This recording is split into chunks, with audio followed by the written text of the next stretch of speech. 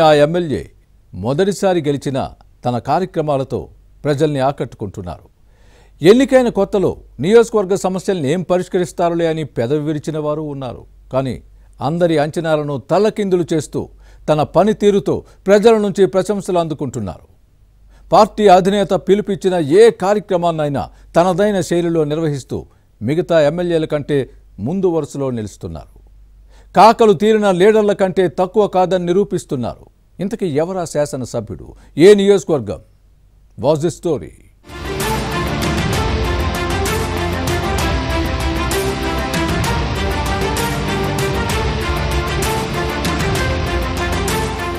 రాజకీయ నాయకుడు నిత్యం ప్రజల్లోనే ఉండాలి.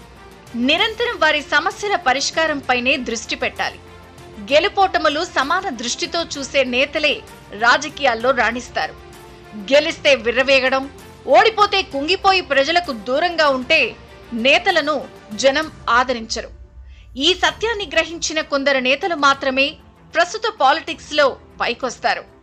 అయితే శ్రీకాకుళం జిల్లా పాతపట్నం నియోజకవర్గంలో పరిస్థితి మాత్రం సంథింగ్ డిఫరెంట్ అన్నట్టుగా ఉంటుంది.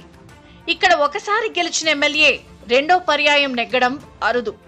అలాంటి నియోజకవర్గం ప్రజలు గత ఎన్నికల్లో కూటమికి అండగా నిలిచారు. అనూహ్యంగా టీడీపీ టికెట్ దక్కించుకున్న మామిడి గోవిందరావును ప్రజలు భారీ ఓట్ల మెజారిటీతో గెలిపించారు.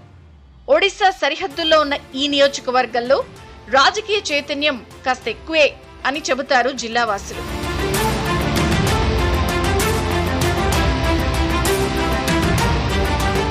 మామిడి గోవిందరావుకు టికెట్ ఇచ్చినప్పుడు అందరూ ఆశ్చర్యానికి గురయ్యారు. ఈ విషయంలో టీడీపీ అధిష్టానం తప్పు చేసింది అన్న కామెంట్స్ వచ్చాయి. అయితే అప్పట్లో గోవిందరావు పనితీరుపై అనుమానాలు వ్యక్తం చేసిన నేతలే ఇప్పుడు ముక్కున వేలేసుకుంటున్నారు. ఎమ్మెల్యే అయిన ఏడాదిలోనే నియోజకవర్గంపై గట్టి పట్టు సాధించారు. ఎవరేమనుకున్నా ఈ ఎమ్మెల్యే చేయాలి అనుకున్నది చేసుకుంటూ పోతున్నారు. మరోవైపు పార్టీ ఏ కార్యక్రమానికి ఆదేశించినా జిల్లాలో ముందుగా పాతపట్నంలోనే ప్రారంభమవుతోంది. ఇటీవల ముఖ్యమంత్రి చంద్రబాబు ప్రజలు ప్రజాప్రతినిధుల మధ్య సత్సంబంధాలు మెరుగుపరచడానికి పల్లె నిద్ర కార్యక్రమానికి ఆదేశించారు. ప్రతి ఎమ్మెల్యే విధిగా వారానికొకసారైనా పల్లె నిద్ర చేయాలని సూచించారు. శాసనసభ్యులు ప్రజలకు మధ్య గ్యాప్ తగ్గించడం ఈ ప్రోగ్రాం ముఖ్య ఉద్దేశం. అయితే ఈ కార్యక్రమ నిర్వహణలో గోవిందరావు జిల్లాలోని మిగతా ఎమ్మెల్యేల కంటే కాస్త ముందున్నారనే చెప్పాలి. తూతూ మంత్రంగా కాకుండా పల్లె నిద్ర ప్రోగ్రాంను పకడ్బందీగా నిర్వహిస్తూ ప్రశంసలు అందుకుంటున్నారు.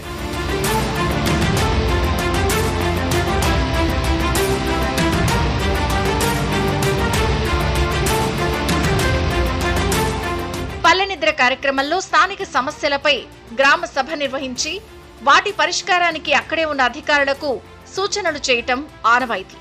అయితే గోవిందరావు మాత్రం నియోజకవర్గంలోని గిరిజన గ్రామాలను పల్లె నిద్రకెంచుకున్నారు. మారుమూల గూడాలకు సాయంత్రం 4 గంటలకే చేరుకుంటున్న ఎమ్మెల్యే స్థానికులతో మాట్లాడి సమస్యలు తెలుసుకుంటున్నారు. అనంతరం రాత్రి 11 గంటల వరకు గ్రామ సభ ద్వారా సమస్యల సత్వర పరిష్కారానికి చర్యలు చేపట్టారు.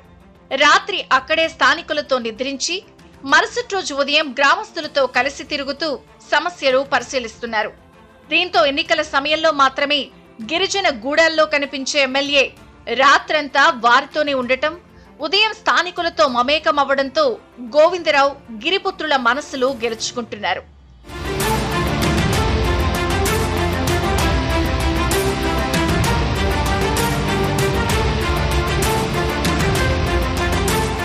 మరోవైపు అన్ని సమస్యలకు పరిష్కార మార్గాలను ప్రభుత్వం చూపించలేదు. గ్రామ సభల్లో ఎక్కువగా వ్యక్తిగత అంశాలను ప్రస్తావిస్తూ ఉండడంతో తన తండ్రి పేరిట ఉన్న ట్రస్ట్ ద్వారా వాటి పరిష్కారానికి అక్కడికక్కడే చర్యలు తీసుకుంటున్నారు. ఇక నియోజకవర్గంలో దీర్ఘకాలికంగా ఉన్న సమస్యలపై ప్రత్యేక దృష్టి పెట్టారు. ఇటీవల మెలియాపుట్టి మండల కేంద్రంలో సూక్ష్మ, చిన్న, మధ్య తరహా ఎంఎస్ఎంఈ పార్కుకు శంకుస్థాపన చేయడంతో ఉపాధిపై స్థానికుల్లో భరోసా నింపుతోంది. ఇక్కడ పనులు దొరక్క ప్రజలు వలసపోతూ ఉంటారు. పారిశ్రామిక పార్కు పూర్తయితే వలసలు తగ్గుతాయని భావిస్తున్నారు. ఇక ఎప్పటినుంచో పాతపట్నం వాసులకు రైతు బజార్ ఓ కలగానే మిగిలింది.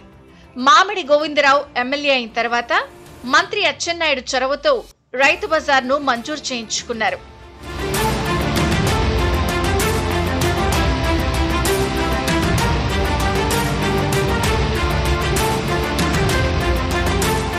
వాస్తవానికి చాలా మంది ప్రజాప్రతినిధులు, ప్రభుత్వ పెద్దలు నిర్దేశించిన కార్యక్రమాలు తూతు మంత్రంగా చేపట్టి మమ అనిపిస్తూ ఉంటారు.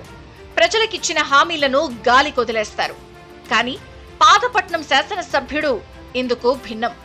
ప్రజలకిచ్చిన హామీల అమలుకు గోవిందరావు ప్రాధాన్యత ఇస్తూ ప్రజలకు దగ్గరవుతున్నారు. అయితే ఇదే పనితీరు ఆరంభ సూరత్వం కాకుండా మిగిలిన 4 సంవత్సరాలు కొనసాగాలని కోరుతున్నారు నియోజకవర్గ ప్రజలు.